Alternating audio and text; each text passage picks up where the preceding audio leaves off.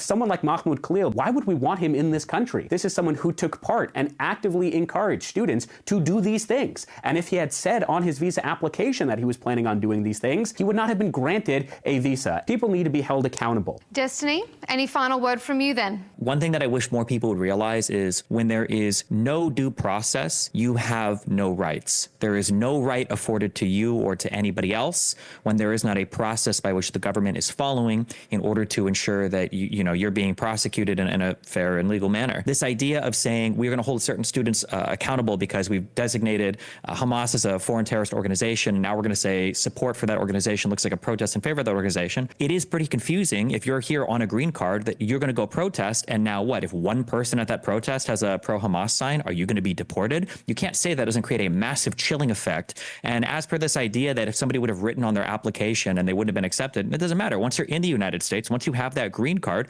you're now granted and afforded rights. That should be very important for an Israeli to recognize, because Israel has the right, I believe, to control their border policy. If they want to allow people to immigrate into that country based on things like ethnicity, I think they should have the right to do that. However, once you're granted access into Israel, Israel has to treat you as an equal citizen, which I believe for the most part they do. Whether you're talking about the 2 million Arabs that live in Israel proper, probably not the ones that live in the West Bank and the Gaza Strip. If you're in the country, you're afforded certain rights like the First Amendment, and you do have the right to protest for things, even if those are things that the current administration might not like.